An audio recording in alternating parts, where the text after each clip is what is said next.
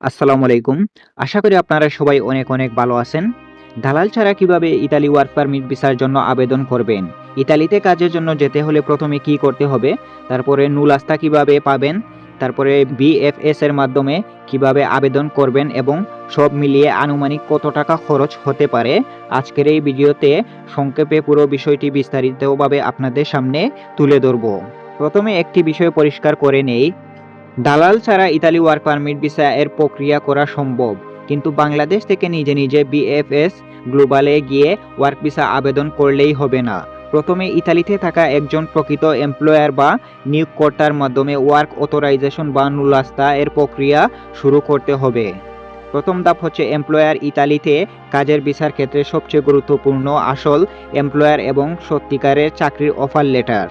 Employer আপনার জন্য ইতালির নিয়ম অনুযায়ী ওয়ার্ক অথরাইজেশনে আবেদন করবেন। অনুমোদন হলে নুলাস্তা ইস্যু হতে পারে। তাই কোনো দালাল যদি বলে টাকা দিলেই আপনার নামে নুলাস্তা বানিয়ে দেব, তাহলে খুব সাবধান।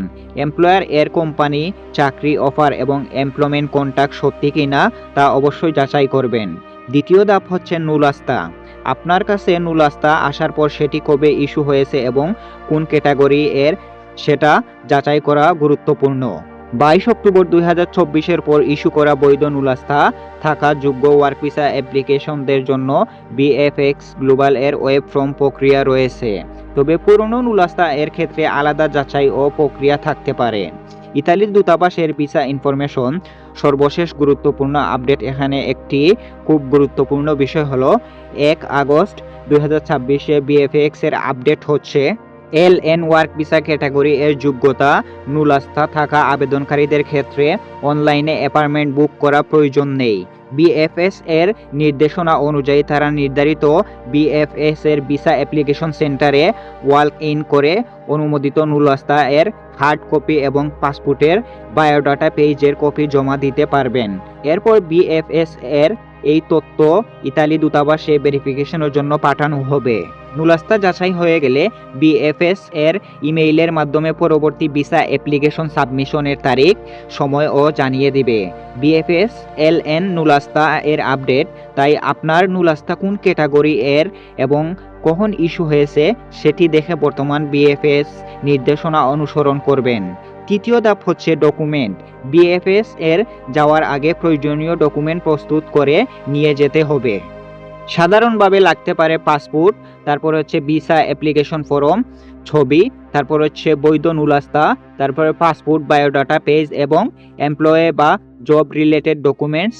আপনার ক্যাটাগরি অনুযায়ী ট্রান্সলেশন বা অন্যান্য সাপোর্টিং ডকুমেন্ট প্রয়োজন হতে পারে।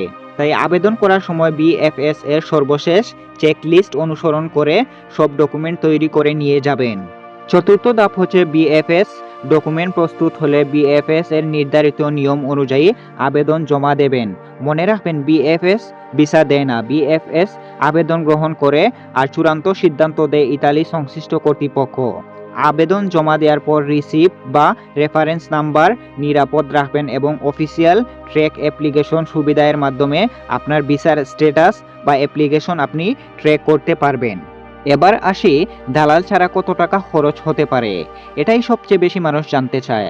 আপনার খরচের কয়েকটি বিষয় উপর নির্ভর করবে: ভিসা ফি, BFS service charge, document translation বা লিগ্যালাইজেশন, বিএফএস এর যাতায়াত এবং বিমান টিকিট।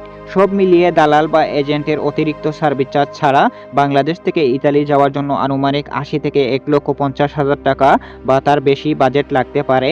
নিজস্ব আপনার যদি ইতালিতে আত্মীয়-স্বজন থাকে তার মাধ্যমে আবেদন করলে। তবে এটি কোনো ফিক্স সরকারি খরচ নয়। বিমান টিকিটের দাম বেশি হলে খরচ বাড়বে, ডকুমেন্ট বা ট্রান্সলেশন বেশি লাগলে খরচ বাড়তে পারে। আর এমপ্লয়ার যদি আপনার বিমান টিকিট বা অন্যান্য কোনো খরচ বহন করে তাহলে আপনার নিজের খরচ অনেক কম হতে পারে। মনে রাখবেন, এই হিসাবের মাধ্যমে ইতালিতে পৌঁছানোর পর বসবাস করা, খাবার এবং জীবনযাত্রার খরচ ধরা হয়নি। দালাল থেকে সাবধান থাকবেন। কেউ যদি বলে 10 লক্ষ টাকা দিলে ভিসা নিশ্চিত, অথবা অ্যাপার্টমেন্টের জন্য আমাকে বড় অঙ্কের টাকা দিতে হবে, অথবা নুলাস্তা থাকলেই 100% ভিসা হবে, তাহলে বিশ্বাস করার আগে অবশ্যই সরকারি তথ্য যাচাই করবেন। নুলাস্তা থাকলে ভিসা নিশ্চিত নয়। এমপ্লয়ার ডকুমেন্ট এবং অন্যান্য তথ্য যাচাইয়ের পর ভিসা ডিসিশন দেয়া হয়।